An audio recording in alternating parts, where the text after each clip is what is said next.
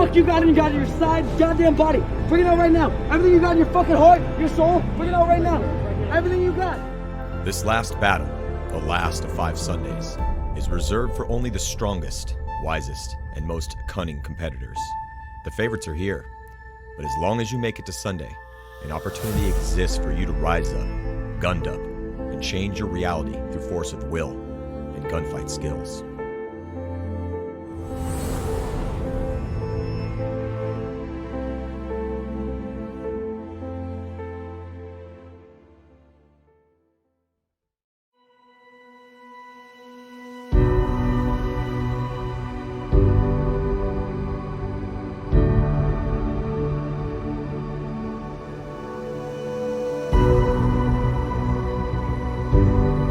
The game of paintball is a diverse activity that means many different things to many different people.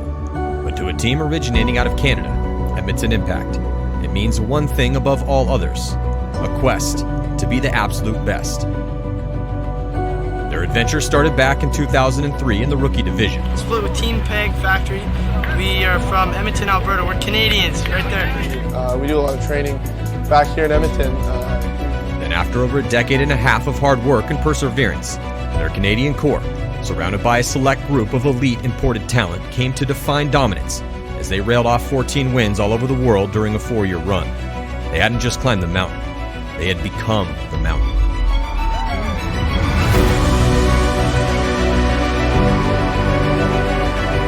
This is it. So big congratulations to Edmonton Impact. Thank you, Impact. Way to go.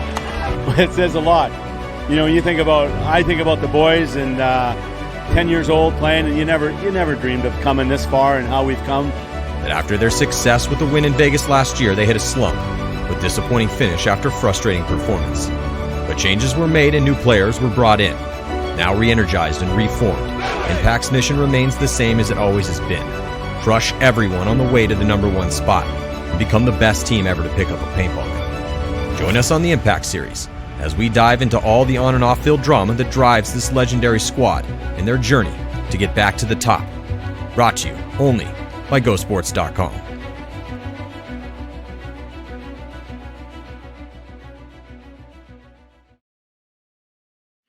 Welcome to Go Sports Live. I'm Matty Marshall. Happy quarantine. God, man, I can't wait till this quarantine ends. But in the meantime, we're going to be having a ton of content coming your way. I got my boy here, Hussain from New York Xtreme, who hit me up after the Vegas event. He said he wanted to get on the show and talk about a few things. I would like to say congratulations, though, Harris, but I still got a couple more things to let everyone know about. You guys made it to Sunday again, so that was nice to see you guys there on Sunday. But, in this little hiatus we got here, we got the Impact Series coming at you. We're going to be having at least twice weekly shows on Wednesday and Friday. Got Go Sport Tactics that's about to drop.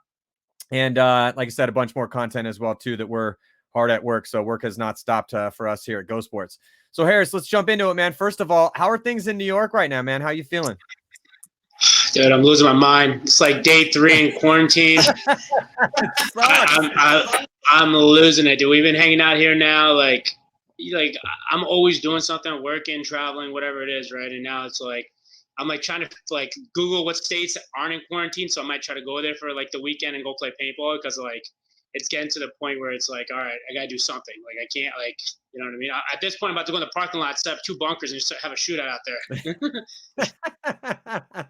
Yeah, it was like when I saw you in California at the Ironman try. You weren't even trying out. You're just like, oh, there's some awesome paintball that's about to go down. I'll be there. Because when I saw you, I'm like, hey, I was like, hey, you trying out? You're like, nah, bro, New York Xtreme, baby. But I mean, I figured I might as well come out and get my grind on. I was like, okay, I respect that. Yeah, just getting ready. It was like New York, the weather sucks. So it's like, I was like, me and Corey Hall are really good friends. And I was like, we always talk about like, hey, man, like we were playing MXL together. He's like, yo, you should come out to Cali when we go practice. I'm like, yeah, 100%. So just kind of, he was like, hey, come out. So I flew out there a couple times, actually, in the off season, and we just kind of hung out, joked around with Al Fernandez and Thomas Came, and they did an awesome job at the event, and I was really happy for them. It sucks to see another team win, but like, they're good friends of mine. So yeah, that's what I asked Marcelo. I was like, hey, dude, you wore the shield for a long time. Are you, at least in some way kind of like covertly happy that they won in any way, shape, or form. And he's like, no, man, that's like our competitors. He was even messing with me. I think we were in Florida for the MVPS and the combine, and Todd had hooked me up with this. I have it around here somewhere, but he had a pretty sweet, like brand new Ironman hoodie that Todd was like, hey, you want this hoodie? I was like, yeah, sure, no problem. So and it was cold as hell in Florida. And so I was like, just wearing this hoodie. And then Marcel was like, oh, dude, you can't show your bias. I know you're on the team. I'm like, bro, when was the last time you hooked me up with a Dynasty swag? You know what I'm saying? I mean, like, if you give me a Dynasty, I love Dynasty. I'll wear Dynasty shit too. But anyway, but if you're a Corey Hall, if you're a friend of Corey Hall, you must have been very proud of his performance because, you know, just like you impressed us as you know, New York Xtreme has become a fixture on the pro circuit. I don't know who the hell you were, but I became a fan of your game because you may not be the you know, the smallest, fastest dude out there, but you're really good at paintball, man. Your timing is outstanding, and you prove that bigger dudes can play the game. And so a guy like Corey Hall, super nice guy, he didn't really have the offense needed to excel at the higher end, but he really showed us that offense at that first event in Vegas. Yeah, no, I mean, Corey Hall's an awesome paintball player. Like, I've been watching him. We battled it out multiple times in semi-pro and coming up to the ranks when he was on elevation. And, you know, we always had their number by, like, literally 1 point. And this is when, you know, semi-pro was really good. Like, we had, I mean, most of the teams in the pro division now are either were in semi-pro back then or they're just done, right? Like, so, you know, like, coming up to the ranks, you know, me and Corey used to joke around all the time, like, bro, you guys are going to beat us? Because, like, the Bears would beat us by 1. We would beat Elevation by 1, and Elevation would beat the Bears by 1, like, every time. It was like a vicious trio. You know, it was just, like, just one of those things. Yeah. Yeah. Well, let's jump into it, man. You said you had a couple things that you really wanted to talk to me about. You wanted to get on the show. I always love having you on the show because you're very outspoken. But let's jump into talking about what you wanted to talk about before we jump into talking about New York Xtreme's performance in Vegas. You had said you wanted to kind of come on and talk a little bit about how chirping has, you know, talking shit has become a little bit more of a fixture in the game. Past seasons and a season and a half, so to speak. And then I don't know, I'll let you take it away. You kind of rack it up, and then we'll have a conversation about it. Yeah. So, I mean, you know, I've been having conversations with people throughout the paintball industry. I know a lot of people, so we always, you know, talk back and forth. Like we talk about, like, hey, like, you know, what do you think of, you know, what's going on in the game and how everyone's just, you know, a lot more talking shit has been going on. And, like, when I grew up and I, like, started, like, playing paintball, how I was taught, they were like, you know, be violent, like, pop somebody in the mouth, you know, do whatever you gotta do. Like, when I was literally physically assaulted coming up the years playing paintball because of, like, how it was back then. And then now it's like, and, you know, now it's gotten to the point where, you know, people are just, you know, some people don't like it. Some people like it, but I think if you're looking from a percentage perspective, like, I just walk around randomly throughout the grandstands, and they, you know, people I've never met before come up to me and go, dude, I love how you play the game, and, like, how, like, competitive you are, and, you know, like, that fire inside of you, right? Because, like, at the end of the day, like, the moment we step off that field, it's a completely different story. We're friends. Like, most of these guys that as soon as we walk off, like, as soon as the game's over, we got all my guys in a circle, and I say, hey, that was it. We're done. From now on, just pure professionalism. But on that field, it's pure cutthroat. So, like, that's why I hear people, like, kind of talk about it, like, hey, you know, do you think it's going too far? And, like, no, man. Like, I'm a competitor. If you watch any professional sport, pro boxing, pro basketball, professional football, they're all shit talking each other. But as soon as it's over, you shake hands like grown men, and then that's it. You're done. You know? And that's how it should be. I agree with you, man. I feel like, look, if we're talking about the lower divisions, the rookie division, kids playing the game, younger kids getting into it, there's levels to this. So, yes, I do feel that we want to keep that as safe as we possibly can have it. Obviously, people have paintball guns. If the goggles come off, it can be a safety issue. I understand. But when you have two professional grown-ass men team coming out to play this game at its highest level, it used to be a little bit more rough and tumble verbally and a little physically than it was. The guns were shooting faster back in the early 2000s. So yeah, I don't want it to get completely crazy out here. Like I always say, look, I don't want to turn this into the WWE, but this doesn't need to be professional wrestling, but man, a lot of people give their lives and a lot of time and their passion to playing this game at its highest level. And since they are now competing in that incredibly crucial moment where everything's on the line and all of that, and all this, the work they've put in is coming to fruition, then yeah, man, it's going to get a little heated. And I'm actually glad it has come. I feel like the NXL and the refs have let it go a little bit compared to where it was, because at the end of the PSP era, it was getting a little bit to me where guys were hitting bunkers or just, getting mad at themselves and saying whatever. And they're getting penalties for all this ridiculous stuff. Only match all day. You better give whatever the fuck you got in your side, goddamn body. Bring it out right now. Everything you got in your fucking heart, your soul, bring it out right now. Everything you got. This last battle, the last of 5 Sundays, is reserved for only the strongest, wisest, and most cunning competitors. The favorites are here, but as long as you make it to Sunday, an opportunity exists for you to rise up, gunned up, and change your reality through force of will and gunfight skills.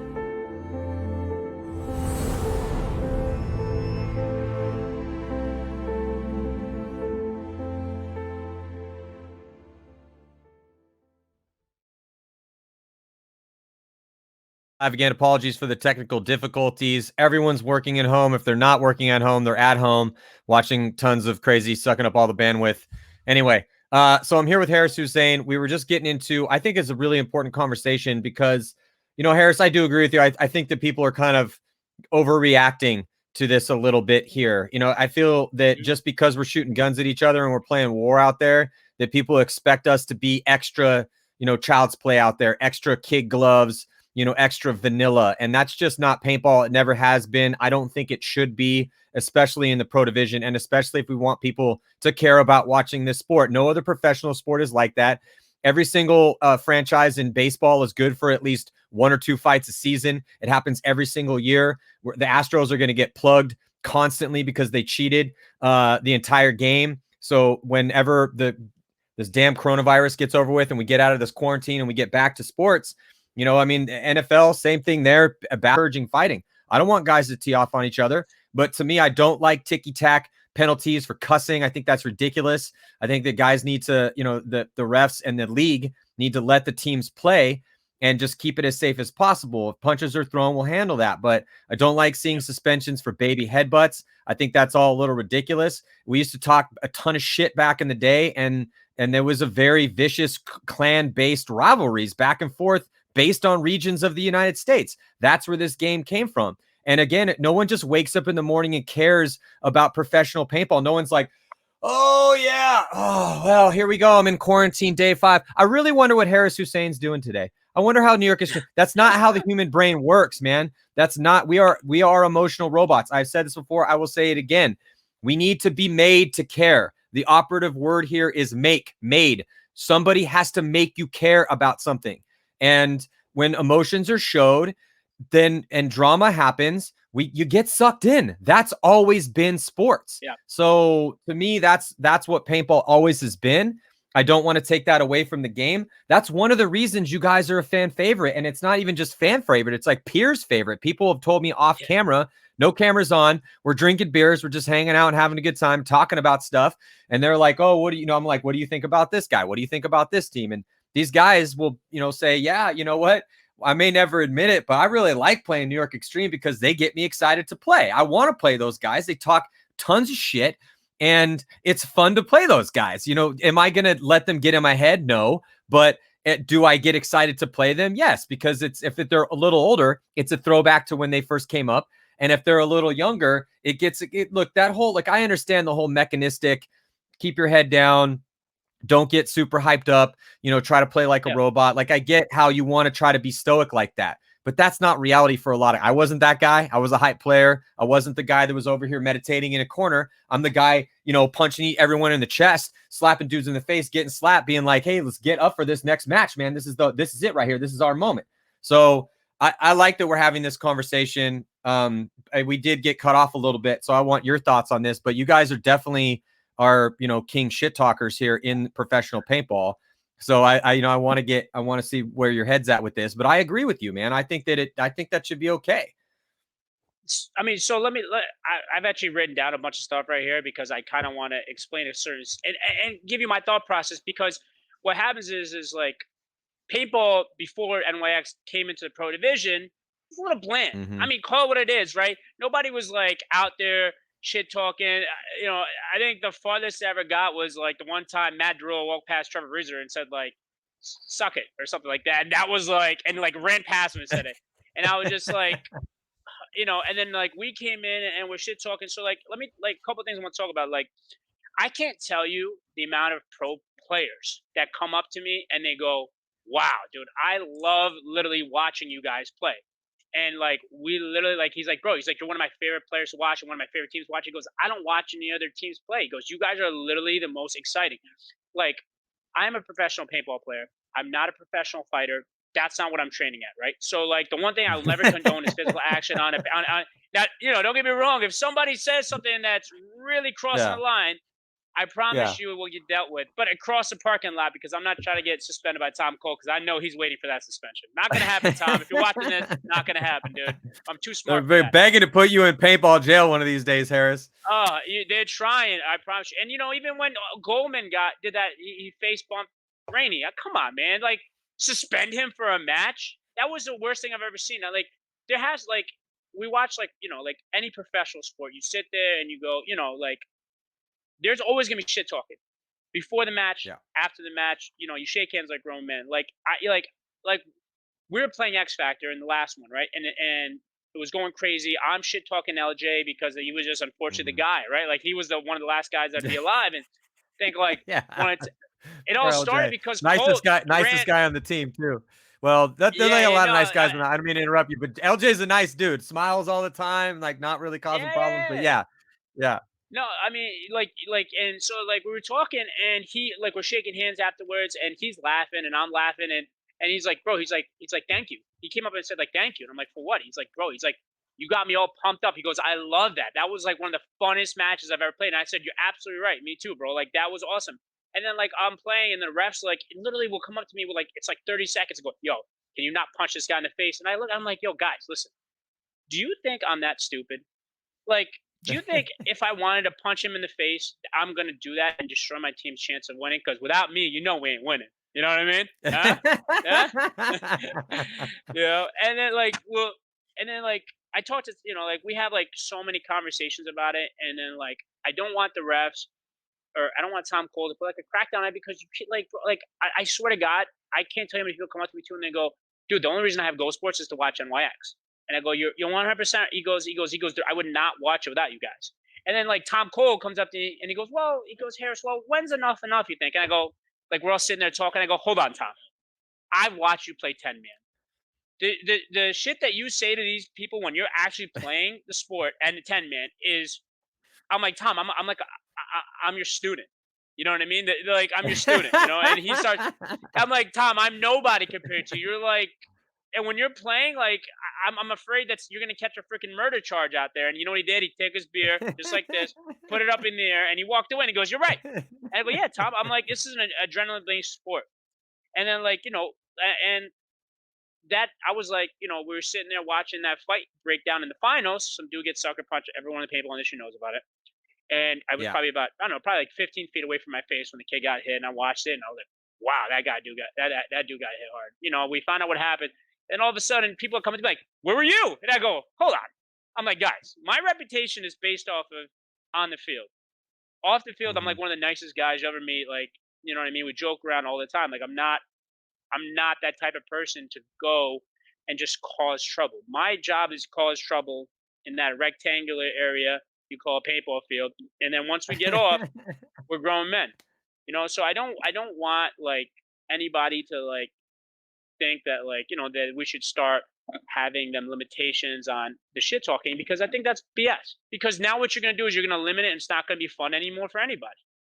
Well, how fun is it? Nobody's going to go and be like, hey, they were an awesome team, I can't wait to play them, they did their best, let's hoo-ha. No, that's not what we're about here. I don't want that. Yeah. So like, no, I'm with you on that, man. Look, I think that the drama is a part of every single professional sport. The reason why Conor McGregor makes more money than almost every single mixed martial arts fighter on planet Earth is because he brings the intense drama. He makes you care. Again, the operative word here is make. Nobody just cares about anything on planet Earth. You have to be made to care about something. And the way you make people care about something is you either show them something fascinating, you tell them an amazing story. That's basically it. Everyone knows when you're there, if you're at the bar with your friends or wherever it may be, you're at somebody's house and you're telling a story. Are people checking their phone? Are they looking over your shoulder for something more interesting to happen? Or are they locking eyes with you, just completely in love with the whatever narrative that is coming out of your mouth? Or whatever thing that you're showing, every you pull up you're like, check this thing out on YouTube. Are they actually really into what you're watching? Or are they kind of, again, like, oh yeah, that's super cool, bro. Yeah. Oh yeah, that's awesome. Yeah, dude, send me the link. Anyway, so like I was saying, that's the thing with paintball, is that one of paintball's fatal flaws for the past 20 years is thinking that we're just going to show the world tournament paintball and all of a sudden everyone's going to fall in love with it. Doesn't matter who's in the jerseys, any name on the back, doesn't matter. Let's just run point after point of dudes shooting paintball guns at each other, and that's going to be the magic ticket to get us to mainstream acceptance. That is the biggest amount of bullshit I've ever heard in my entire life, because that's not how any professional sport runs. I don't care what it is, boxing, whether it's a violent sport. Look, and we are metaphorically simulating violence in paintball. That's what the game is at its core.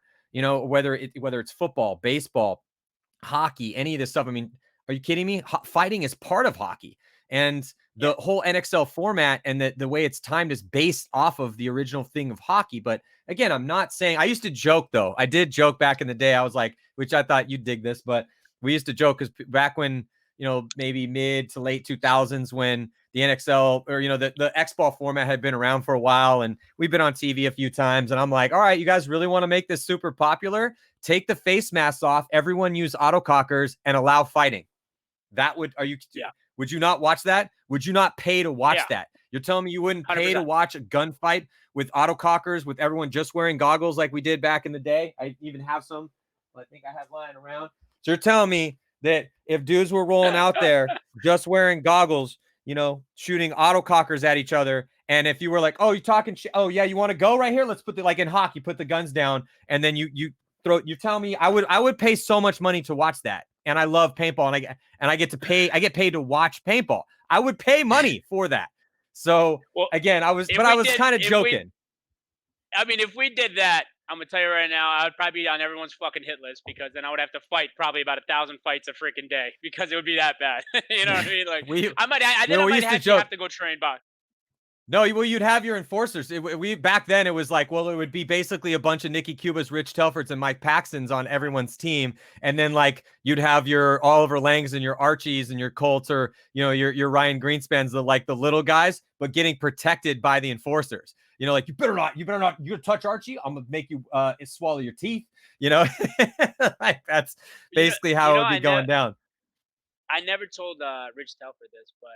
So I was at 2005 World Cup in Florida at the Wide World of Sports, and it was like my first NXL tournament I played in. Right, I was like a little kid, and I'm sitting there in the grandstand, and Telfer's playing, and this is when coaching was allowed, and it was all the aftermath guys. Right, they're all the aftermath guys are sitting there, and they're counter coaching.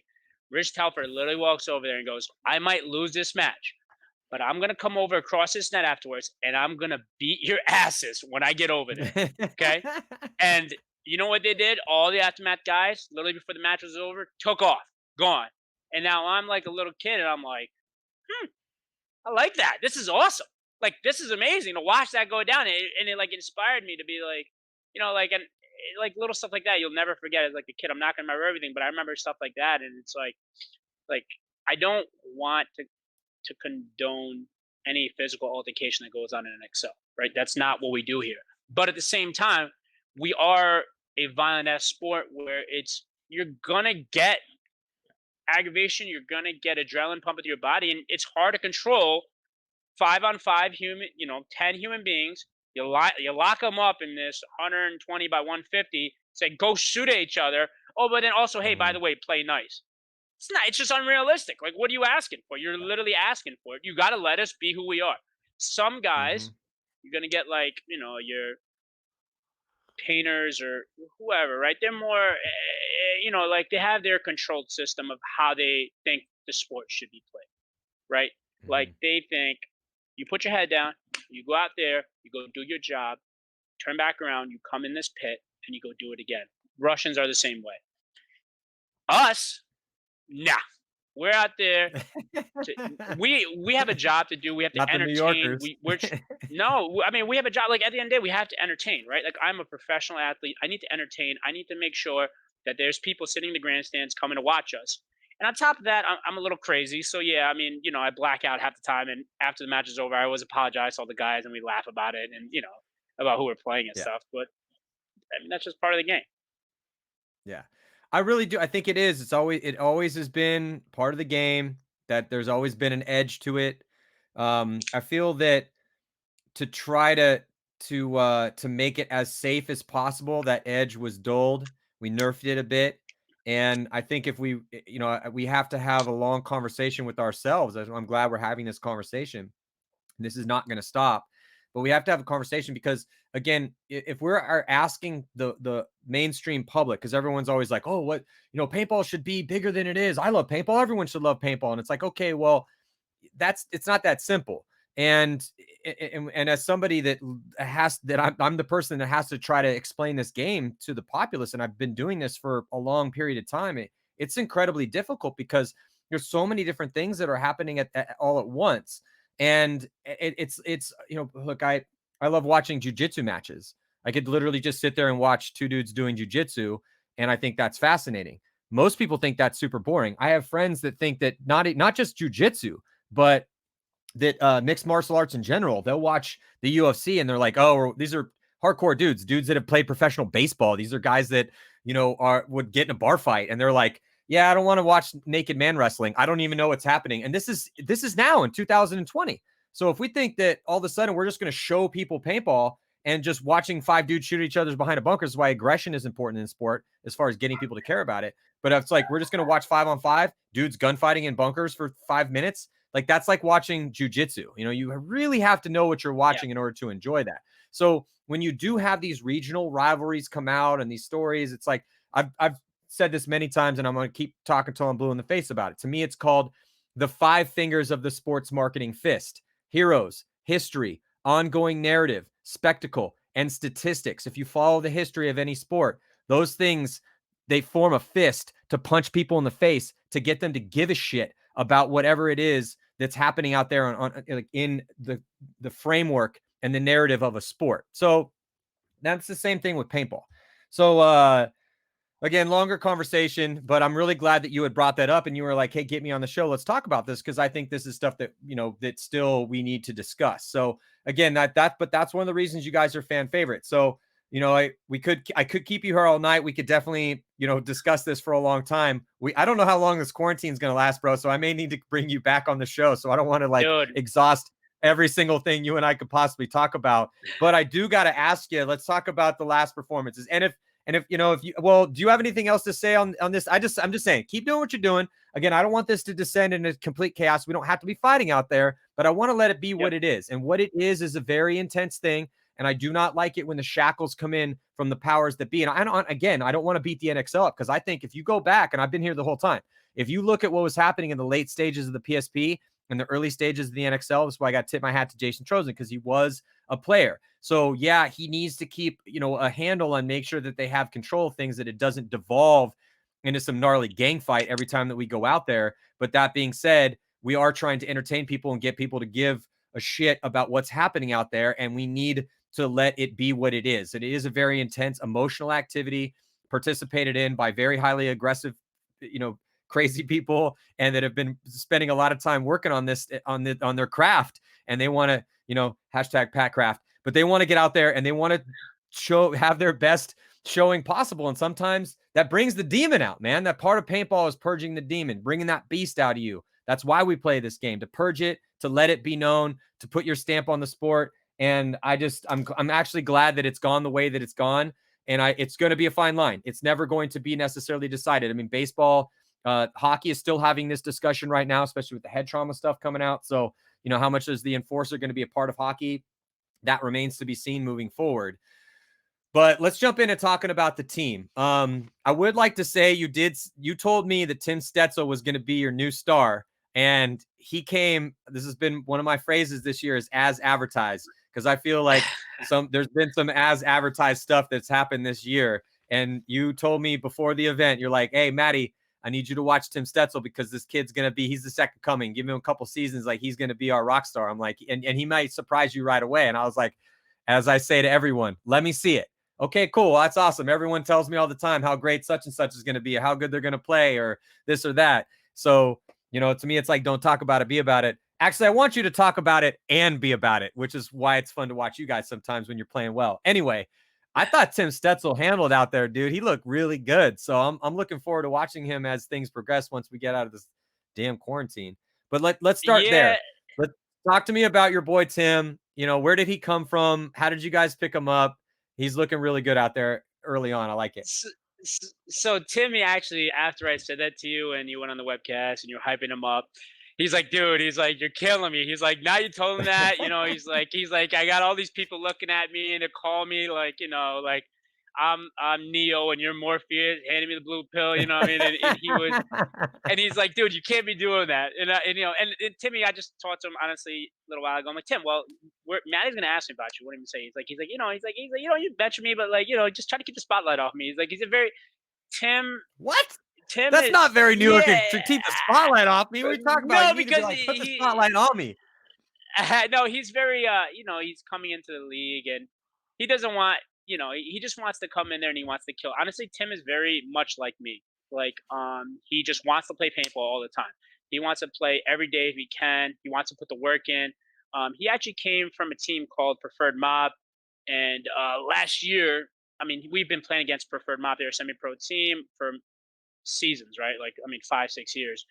And always watch the kid. You know, he come up and like he's a pretty quiet kid, right? And he just always he's killing it out there. And you know, and we were at the position last year where we were looking to me and you know all the guys were having conversations about we want to stay more local, and you know we had a lot of out-of-state players last year. And Timmy came and he played this states tournament with us, and everyone's like he was still on Preferred Mob then at the time, and you know they were like, hey, you know, you're gonna pick up Tim Stetzel. I'm like, I don't know, you know, like I don't know what we're gonna do. And Bo just picked him up, and he, you know, first 2 events, he didn't get really any spins, but you know, it's tough. And now I like kid plays every point, you know, and he's going to be a killer for us. He has that mentality just like me of putting the work in and just play as much as possible, and you know, let everything else kind of work out for itself.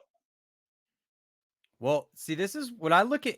It's interesting because I feel like guys that watch the sport, not everybody, because some people, it depends on where you're from. If you're from the Northeast and you play divisional paintball and you see the New York Xtreme guys out, you're going to know how that roster looks. So you're going to be able to kind of get a little bit deeper, crack open this. Your soul, bring it out right now. Everything you got. This last battle, the last of 5 Sundays, is reserved for only the strongest, wisest, and most cunning competitors. The favorites are here, but as long as you make it to Sunday, an opportunity exists for you to rise up, gunned up, and change your reality through force of will and gunfight skills.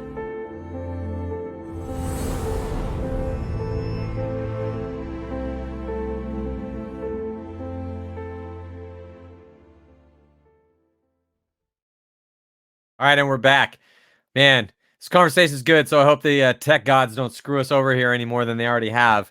But I got Harris Hussain here. We're on Go Sports Live. We've been talking about a bunch of, I think, important conversations about, you know, just the intensity of the game. But right now we're locked in this conversation about New York Xtreme itself. You guys made Sunday. You went 2-2 again. You won both your games on Friday, lost both your games on Saturday. We were talking about Tim Stetzel.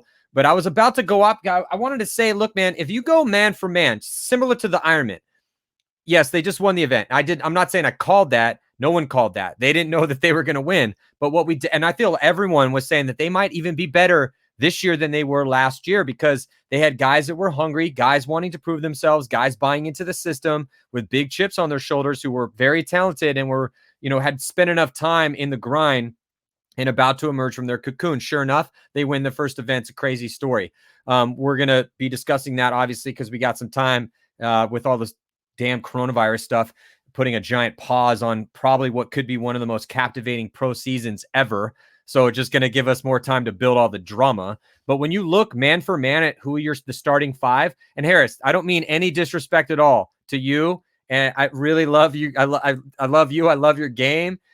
We've become friends, and I appreciate what you bring to the game. But if you are the standout snake player for New York Xtreme, that bodes very well for the future with how good Tim and Will can play and how good we've seen, Alex Rosati coming back and Pat Kraft on that D side. So if you take your starting 5 and the fact that you had to get in that snake so many times and you got to do what you're doing, it's like when you're playing the way you're playing, you're not only fun to watch, but you're very potent out there because your timing is so good and you find a way to make things happen because of your mentality and your willingness to run, into those guns and just try to find a lane, try to find a way to break things open.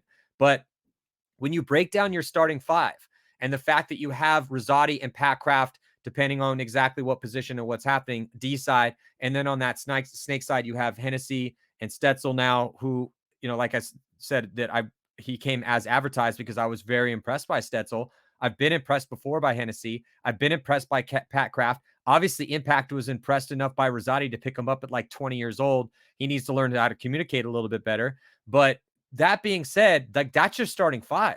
That's a pretty nasty starting 5, man. Given some time and the right mentality, like that's a starting 5 that maybe could make a run with the right training, the right time, and the right attitude. Obviously, you guys have the right attitude. And I don't know how much time it's going to take because that's contingent upon how hard you guys are willing to work. But that's the starting 5 right now for you guys. I thought Altamore played great off the bench for you guys when it was, I think it was it was Tim that got hurt, and so he came off the bench. Yeah. So I really, when you go, a lot of times people look at the teams, they see how they play, but if you really break it down, player by player, which is what we do that's what we do on this show. But so let's break that down real quick. No one can sleep on New York Xtreme going forward because your starting 5 is really nasty. So it's going to be up to you guys to keep that starting 5 together. And it's going to be up to you guys to make sure you get the right training and keep that. I'm not scared about the attitude. You guys have a big chip on your shoulder, so I'm not really worried about that. But talk to me about this starting 5, man. I really think like you guys made Sunday your first one ever here in 2020. Last year was a struggle for you guys to make Sunday. Kept going 2-2, crossing your fingers. You did it again. But I only see the starting 5 getting better. It's young. It's hungry. I feel like once it warms up and we can actually get out of this damn quarantine, I feel you guys are going to be one of the teams that we need to watch. I mean, so when you look at our starting 5 as it is right now, if you look, it's very similar to what we had in the first year we came in pro. We did very well. We made 2 Sundays. We were going at some of the best teams in the world. Last year we had a lot of out of state players, so we were very limited on practice. So in order for New York Xtreme and either mid-level team, if you want to call it that, right, or whatever, right, to compete with Houston Heat, X Factors, and the Impacts, you need to practice every weekend. Because we don't have the capital that they would have. We don't have the players in theory that they would have, right? So, like, we needed to practice. And going in last year, we had a lot of out-of-state players, so we're kind of limited. And the results were the results, right? We went 2-2. This year, at the end of last year, me and Bo would argue on the phone almost every day because Bo's like my brother. So we'd be like, bro, like we need to go on stage, and he knew that, and we decided to go in state, and it was working like right now. So if you look at our roster, we have a really unbelievable roster. We got, on the D side, we're gonna have Alex Rosati. He's gonna play snake as well, but this event he was playing the D side. He's just fighting through an ankle injury. So before World Cup happened, right before it happened, he didn't get to play World Cup with Impact because he destroyed his ankle. Then we had PK. PK is my brother. He plays really well. PK knows when to step up. He's got the heart. He's just like me. He just loves to play paintball. And then you have and PK also, like, he comes in clutch when you need him to come clutch. PK's that guy that you want him to clock in. He's gonna clock in. Then you got Johnny D in the back. He's like Johnny D is what we like to call the one kill killer. You put John Delano out there for a point, you're not going to get 4 kills out of him. You're not going to get 3 kills out of him. But he will give you that guaranteed 1 kill per game, no more, no less. And we laugh about it all the time. Yeah. Like, that's what he does. He's solid. Delano's solid, dude. He doesn't make a lot of mistakes. I feel like I didn't mean to not mention him, but as it stands right now, and hey, John, prove me wrong. You know, if you want to take a starting spot away from one of these guys, then you need to step up. But it's like John Delano is your Dennis Golev. Dennis Golev is not typically on the starting roster for the Russians, but he comes in off the bench and performs admirably. He steps right in. He gets his kills. Golev has proved himself elite. You don't really get on the Russians unless you're that good, but you guys beat the Russians last year. You know, I mean, it wasn't when it counted, but you did beat the Russians. And that's, hey, I'll take any win you can get over the Russians is a good win, especially when you're an up and coming squad. But yes, I do think that John Delano earned his keep on New York Xtreme. And I think he's a great guy coming off the bench, man. You have to have your role players. Not everyone's going to be the main dude that gets every single spin, you know, the guy that can go wherever. You know, you can't have 5 Harris Hussains. You can't have 5 Tim Stetzels. You can't have 5 Archie Montemayor's. Well, maybe that would be great if you could have 5, but you can't have 5 of those guys out there. You have to have your role players. And I think, dude, I will tip my hat to John Delano because I really feel that he's been around now on your squad for a while, made it through some cycling of some reps of players, and he definitely comes off the bench and, like Dennis Golev does for the Russians, performs admirably when he gets out there. Yeah, I told Johnny, me and Johnny have this conversation all the time. I'm like, Johnny, you are who you are. There's nothing wrong with that. And then the only difference between, if you look at performance of John Delano and Pat Kraft, if you look at player by player, they're very similar.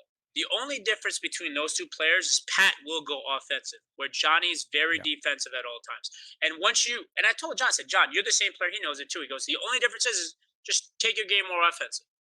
You know, and when you do that, you're going to be an unstoppable force, you know. And John, you know, John's got a certain style and how he's going to play, and he is working on that. And I think, I mean, and honestly, without John being on the team, I don't think we would have half the fun we have. You know, he's a great dude. And well, but look at just, I don't mean to interrupt, but look at Corey Hall. No.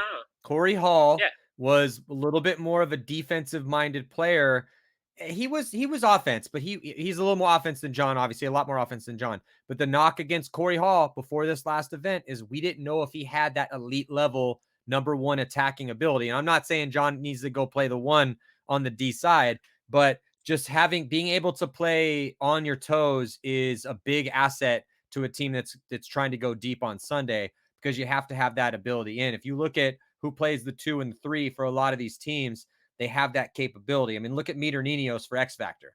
You know, I mean, if you have Meter Ninos playing the 2 or 3 for your squad, like that's an insane advantage, because that's how good Meter's gotten. I mean, he was always good, but it's that next level closing ability. So when I'm looking at a guy like John, like I would want John Delano to play like John Jackson plays.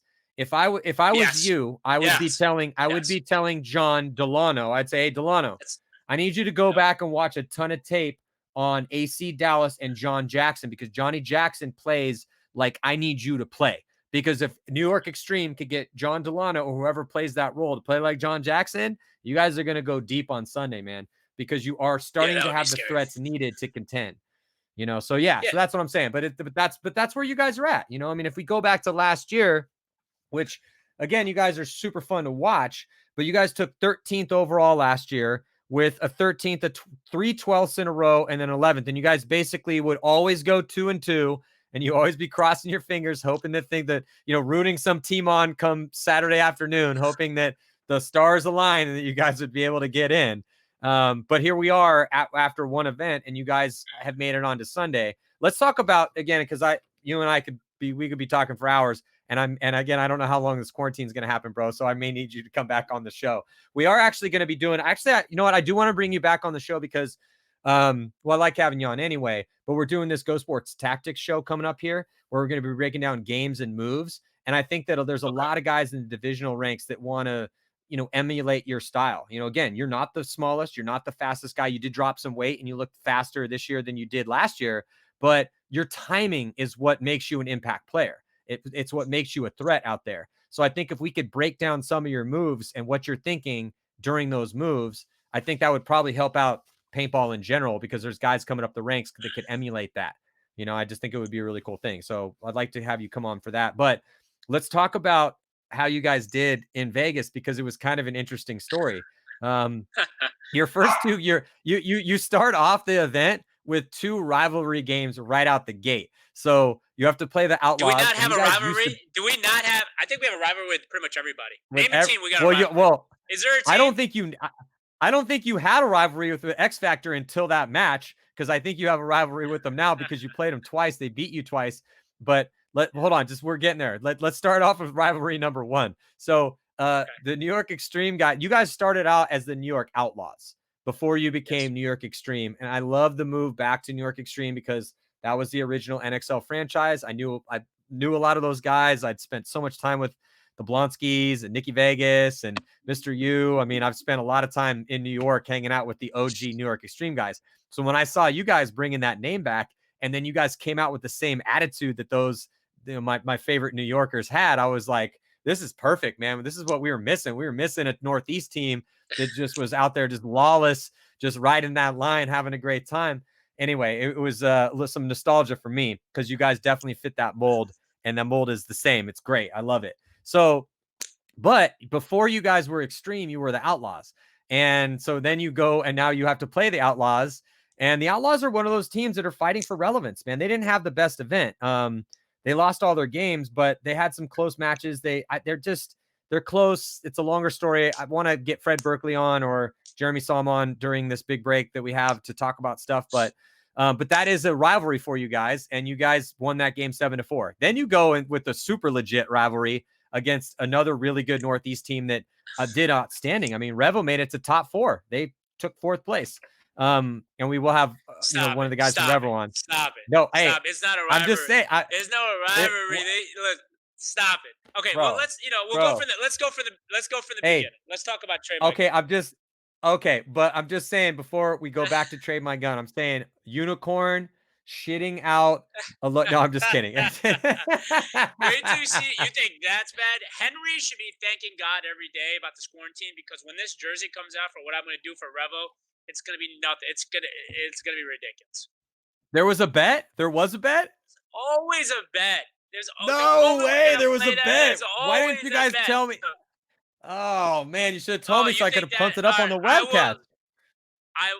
All you need to know is I'm not gonna release what kind of jersey it's gonna be, okay? But the only thing you need to know is there's gonna be udders somewhere on this jersey, okay? That's all you need to know. And that's all I'm gonna tell you about that jersey. Well, you better make it good because Revo's about to get rich off those jerseys because even though those were embarrassing jerseys for you guys to wear, and I remember talking to Bo about it, and I'm like, how much are you selling those jerseys for? He's like, dude, we're getting like a grip of money for them. I was like, good. You should reprint another 20 of those things. So yeah, Revo, hey, apologies. I'm so sorry. It's going to be very, very embarrassing, but it's going to be good for the team bank account because you're going to bank like $300 to $500 off each one of those jerseys. Well, let's talk about, we can talk about. Okay, let's talk. Okay, no, hold on. Let's talk about the Outlaws first. We'll pause with the Revo. Go ahead, Outlaws. All right. So me and Jeremy Salm are actually very close. We talk almost every other day on the phone, and like we drew each other. And this is, I think, the only second time we've drawn each other. We actually played them last year World Cup. So we were him and laughing. We're like, dude, thank God it's the first match. After this match is over, we can be friends again. And we're like, yeah, we're all laughing about it. Match goes on, and they have a great squad. Their record doesn't show who they are as a team. Just because they went 0-4 doesn't mean that they're an 0-4 team. They're legitimate. Yeah, they're a legitimate 2-2 team. And we're going to that match. They're beating us. Then we started to beat them. And the only difference was I just got into the snake and took over.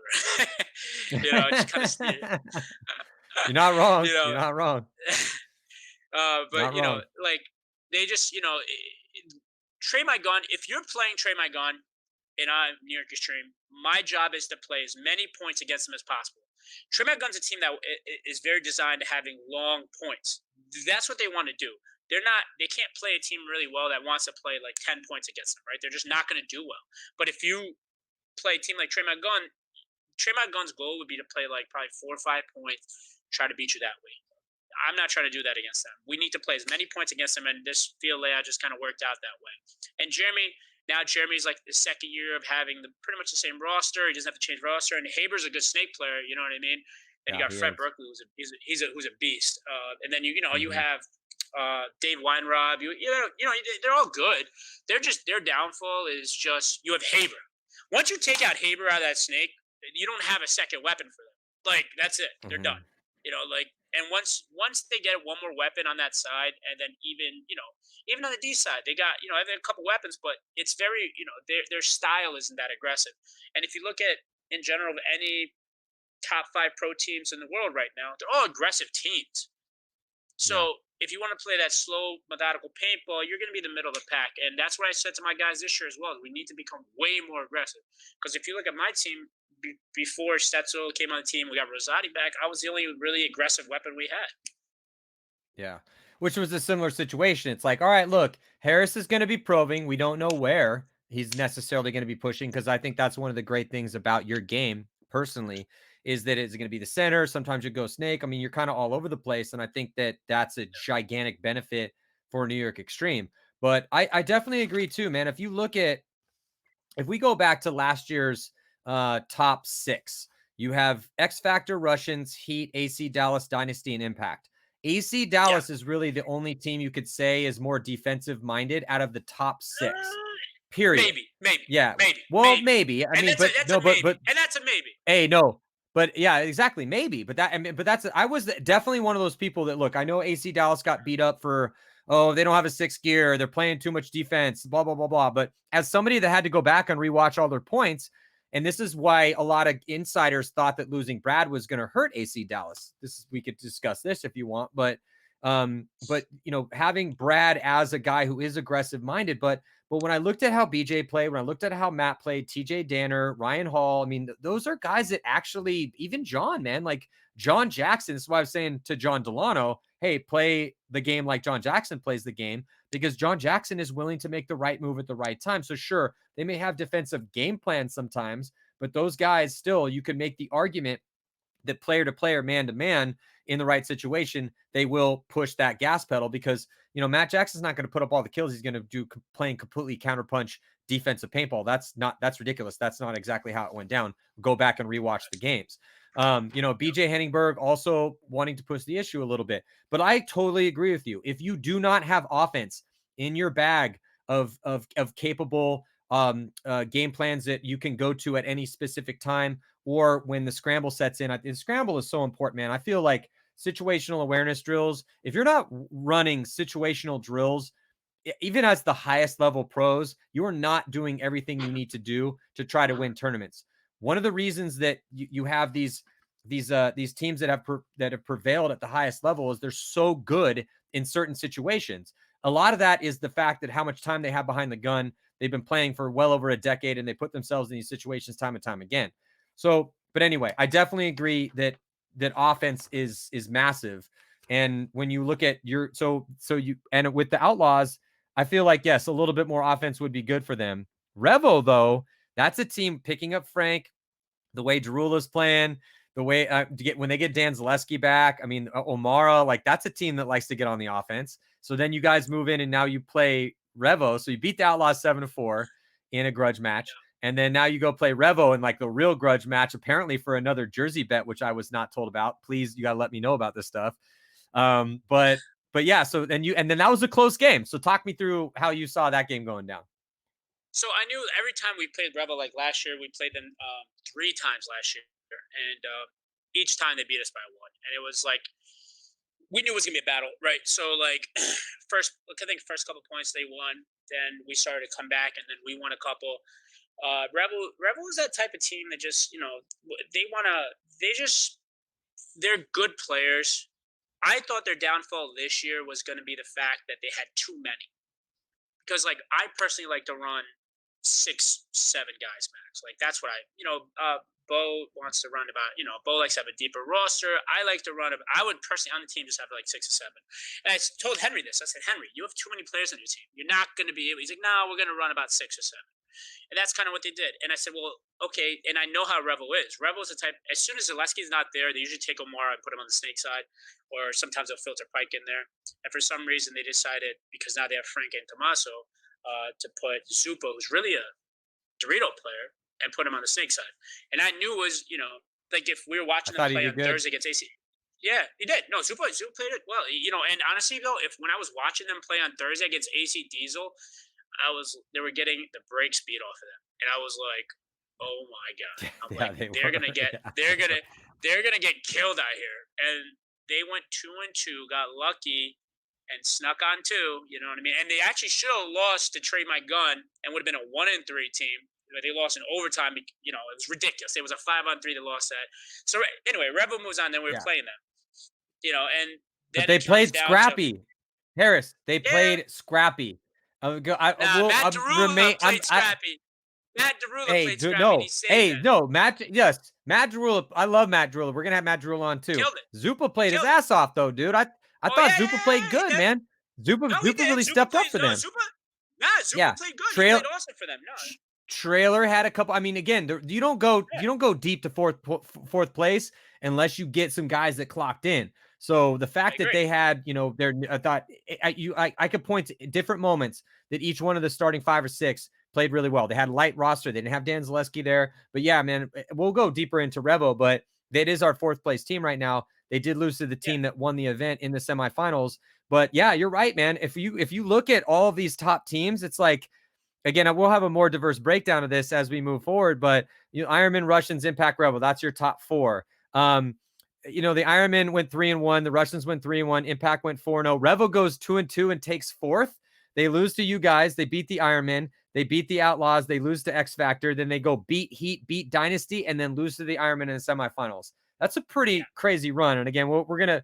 We don't have to go crazy in depth in it, but I just wanted to set the stage for what you're about to say. I mean, so then, you know, we're playing Revo, and it's 5-4. We're down. So it's 4-5. They're up with a minute 20 left. Some of our guys are always like already putting their head down. I always feel that way, like, you know, you're down 2 when they get minute 20 against Revo. And I'm like, nah, it's not even close to being over. For me, it's never over till that actual buzzer is over, right? Like, I'm going to do whatever I got to do to try to win these next some points. So, and so then we go out there, and I run down. I in-channel through the inside of Snake and try to run down. I think it was Derula. Shout out to Matt Derula. You're the real MVP. He decides to play on and gets a freaking penalty. And then I'm getting with my back torched by Omara while this is all going on because I'm yelling at the refs like this is a major. Like he shot 2 of us after he was already hit. And Omara's like, you know, he's talking smack to me.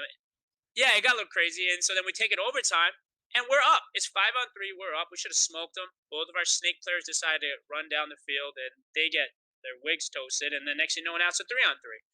We still win, you know, and then we go out to shake hands afterwards and, you know, we're laughing because we beat them and we're talking all this smack because I'm like, oh, it just tastes so good to beat these guys. Because I told Henry, I said, Henry, we're a better team than you. Last year, we had a lot of out-of-state players, but this year, we're way better than you. You know, and when we beat them, I was shaking their hands. I was giving it to them. And, you know, they were just, you know, they were so angry. And you know what's messed up? And I'm calling this out. Because, like, when we play each other, we played them 3 times last year to beat us all those times by 1. We shook their hands like grown men. Mr. Painter wouldn't come out and shake our hand. It's messed up, you know. Really? And he did not come out and shake our hands. He was pissed off and he was giving us shit. And I said, you know what? I said, I was a grown man. When you guys beat us, we shook your hands like grown men as soon as it was over. You need to do the same thing. And he didn't do it. And I thought that was very disrespectful. And I said, you know what? When we lose, we're still grown men about it. You shake our hands. And, you know, and I will say that. And until that happens, and, you know, like, I just thought it was wrong. Do you think it has something to do with maybe a little bit of smack talk off the field behind the scenes last year? I know there was like, you guys had a lot of kind of craziness going on behind the scenes. Yeah. Maybe it wasn't just this instance. Maybe it was other stuff. I'm just throwing it out there. No, I just got to ask. No, I just don't think he likes, you know, I don't think he likes us. And that's fine. You don't have to like us. But at the same time, you have to respect us. And even if I don't like somebody and we're on a paintball field, and if I really don't like you, I'm still going to shake your hand as a grown man and say, you know what? We lost to you or we beat you fair and square. That's it. It's done. Shake your hands and we walk away, and that's it. But he did it, so it is what it is. I'm not butthurt about it, but I will mention it just because I like to instigate a little bit. Yeah, you like to just push that thing and just grind it in there for the next one. No, yeah, for sure. But it's going to be a rivalry, man. You guys are the 2 teams from the Northeast. You're fighting for relevance. And as it stands right now, look at on the scoreboard for the past couple years, they're a better team than you, man. So, I mean, if you say that you're a better team than them, again, don't talk about it, be about it. But like I said, when you break down your starting 5, I feel like you guys are close. I feel like if you can keep that team together and keep grinding the way you are, and keep your mindset the way that you have kept it, and stay focused, and do those situational awareness drills, and not just go play points and murder whoever, go play good teams. I really feel New York Xtreme could be a team that's going to be there on Sunday.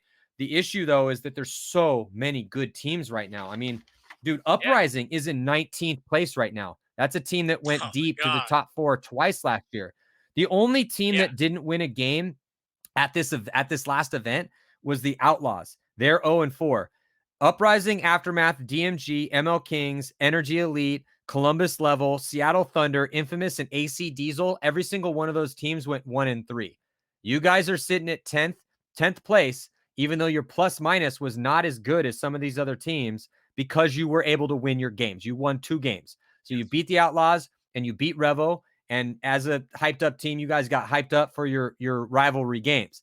Now you go play the Ironman, which is a team that you guys have beat before, and shock them. And then you also play X Factor in that game you were just talking about that got super chirpy. And that was a 2-point game, man. And that was a game that X Factor needed to win because they dropped their game to the Ironman. Was it a 1-point game? I'm pretty sure it was. I think the final score was 6-8. Well, hold on. They threw that major at the end because Meter shot at Pat's foot, so they threw a major and they gave him an extra point, which was nonsense. No, you're right. It really was you're right. You're okay. I'll give you that. Yes, you're right. Okay, on paper it's 6-8, but yes, it was really a 1-point game, which we saw the replay for, which I thought was hilarious. Pat was losing his damn mind because Meter. I was dying. But hey, you know what? I will tell you this right now, and this is what, and I'll tell you this right now. Technically, when Meter did that, the point was over. So nobody's in the right or wrong. They're both dead players. Bro, are you about to complain right now and say that you guys should have got the swung your right now? No. Okay. All right. Sorry. Continue. I didn't mean to interrupt. I didn't mean to interrupt. Go ahead. No. What I'm saying is he hangs the buzzer. Okay. Point's over. The point is completely over. Now Meter decides to shoot at Pat's feet after the point is over. Which I think is genius by Meter. Which I think is genius. 100%. Genius by 100%. Meter. It was genius. Now. But if you look at it, if the point wasn't over and Meter did that, yes, we deserve a penalty because Pat shot back at him. But the point was over. Okay. Meter instigated that when the point was over. So at that point, Pat has 100% right to do that, and it should have went both ways. But it threw it on PK, and that I thought was nonsense because that was ridiculous. Because if the point is still live, then yes, I 100% agree. PK gets a penalty, but the point's dead, and Meter decides to shoot at Pat Craft's foot. Pat has the absolute right to shoot back at his feet then just because of that. Now, if the point is dead, it's a different story, or alive. But Meter's technically, but Meter is alive. Pat was dead. Yes, but the buzzer hung. It's over. It's over. Yeah, no, the point's over already. I just thought that as far as getting in somebody's head, I haven't seen that yet. The shooting at somebody's feet. So Meter's an intellectual guy. Yeah, so I thought that was pretty sweet. So, all right, so let's go, because again, you and I could sit here all night long, and we can't do a 3-hour long show, unfortunately, because no. We'll talk about the Ironman. Then talk about the Ironman. Yes, so you play the Ironman and you lose by 6. Yes, they beat the brakes off you guys. Literally, I'm telling you right now, it was. I've been playing paintball for 20 years. That was just one of those matches where anything that possibly could have gone wrong did. They literally shot us off the break every point. We could not live anywhere on the field, and they did a great job. And if you look and I was sitting and I'm watching these matches last night just to watch Sunday paintball. The reason that the Ironman did amazing is for 3 reasons. Yeah, number 1, every single one of their 5 players played on point on Sunday. On point. Okay. A-Rod, if you wanted to beat the Ironman, if you look at the matches that they actually did not do very well in, you had to take care of A-Rod and LJ. Those were their 2 weapons. You shoot those 2 guys, it's completely over. Okay? And that's all it came down to. And the other guys played awesome on Ironman. Corey Hall played amazing. Nick Slovac played amazing. Thomas Kim was like their quarterback as well. But if you look, if you're looking at actual footage of the Ironman playing, A-Rod, I think, shot a guy off the break probably 85% of the time. And then LJ would just, run down the snake side. Now, if you shoot LJ, Thomas Kim never filled the snake. So their weapon was LJ. So if you look and you shot LJ out, that was it. Now, if I'm scouting and I'm going to go into the future, when I'm going to play the Ironman, only 2 people I'm really going to worry about is LJ and A-Rod, because once I get rid of their 2 weapons, that's it. what my mistake was, I should have probably went to my guys during that match, even though it probably would have helped anyway. I said, let me just go head to head against A-Rod, and let me just go take care of him, and we trade out, whatever. But it was one of those matches that it wasn't going to go anywhere, man. We literally nothing went right, unfortunately, and we just had to take it on the chin and move on. As just a little quick, just because, you know, I like you, I'm gonna throw this at you real quick. And he is your boy. Don't sleep on your boy Corey Hall on that D side, bro. Because if you're just worried he's about nasty. A-Rod No, Parrish, no. He's like, nasty. Corey Hall leveled up. Nasty. Corey Hall leveled up. He's this nasty. past Corey weekend, Hall's a nasty. But but what I'm saying is, if I'm coach and I want to stop the Los Angeles Ironmen, my first two concerns is to take care of LJ and A-Rod. Because if you look at the actual points that they lost, the moment that A-Rod was gone and LJ was gone, they did not win those points. Period. I mean, they're not a majority of them. I won't say 100%. But the moments that A-Rod and LJ were alive, it's a completely different story. I mean, but hey, no knock towards them. They played amazing. That whole five played awesome. They are honestly, they deserve every bit of the credit they got. I was so happy for Todd. You know, it's awesome to see them win. And then we played X Factor, and then it got real rowdy. Well, yeah, so you played X Factor, and that's when things got super chirpy, and it was super fun to watch. You played X Factor actually twice in a row, much closer game in the prelims than it was on Sunday morning in the wild card round. But again, I've had you now for an hour and 20 minutes, so, you know, let's kind of close off this conversation with you discussing what was the difference between the game you guys played in the prelims between what happened on Sunday morning in that wild card round, because that was not the closest game. You guys lost that game 1-7. Yeah, so the only difference was, I mean, so when we were playing X Factor, honestly, it was just like we played the first time, we were down, I think 7-4, and then I decided to get into the snake.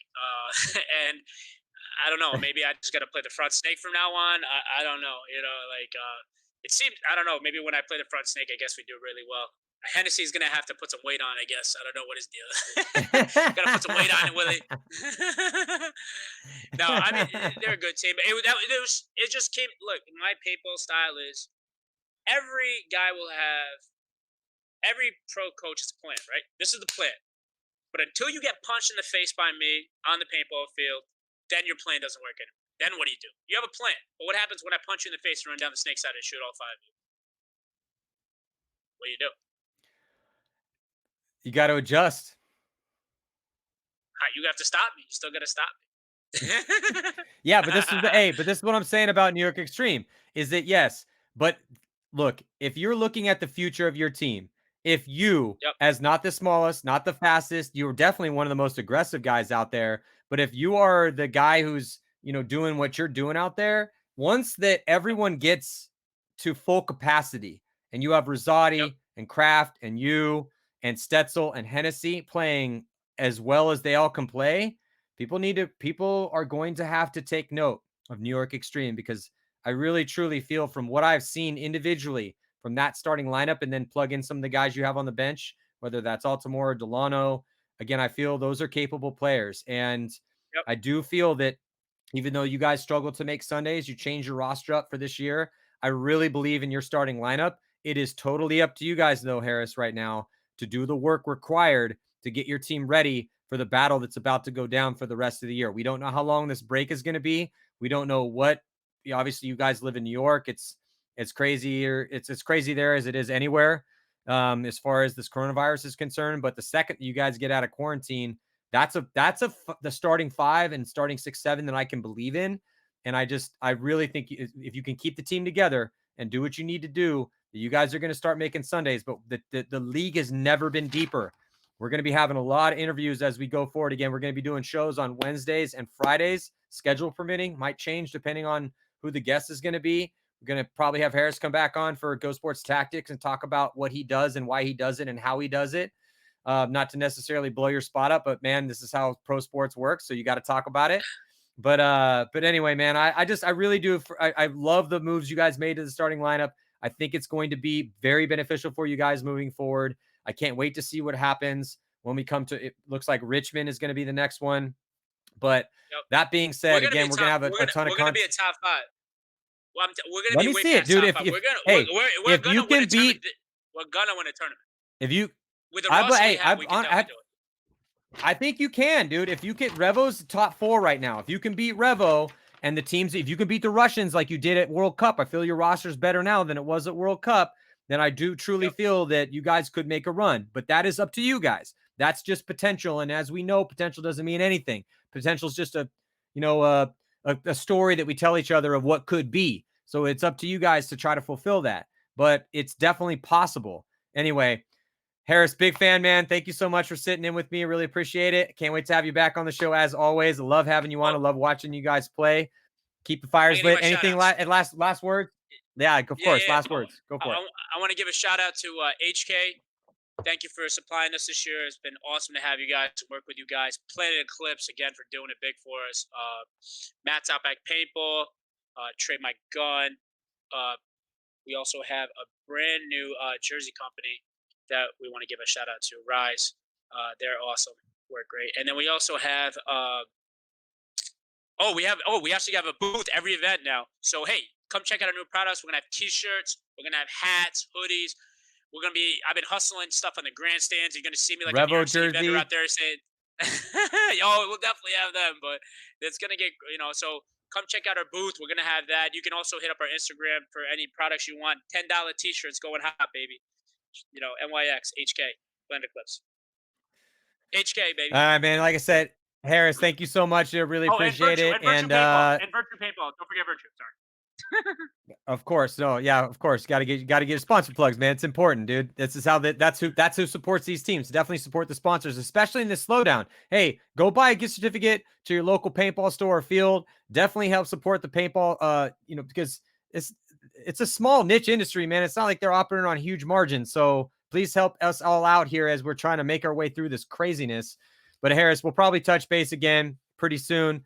Again, everyone at home, we're going to be having shows Wednesday and Friday. Again, schedule contingent.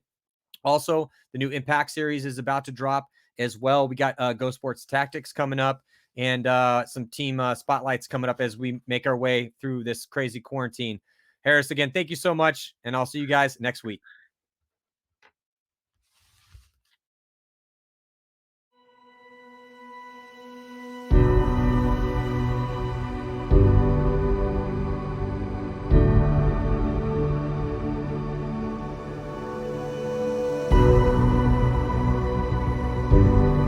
The game of paintball is a diverse activity that means many different things to many different people. But to a team originating out of Canada, Edmonton Impact, it means one thing above all others: a quest to be the absolute best. Their adventure started back in 2003 in the rookie division. Split with Team Peg Factory. We are from Edmonton, Alberta. We're Canadians, right there. We do a lot of training back here in Edmonton. Then after over a decade and a half of hard work and perseverance, their Canadian core, surrounded by a select group of elite imported talent, came to define dominance as they railed off 14 wins all over the world during a 4-year run. They hadn't just climbed the mountain, they had become the mountain.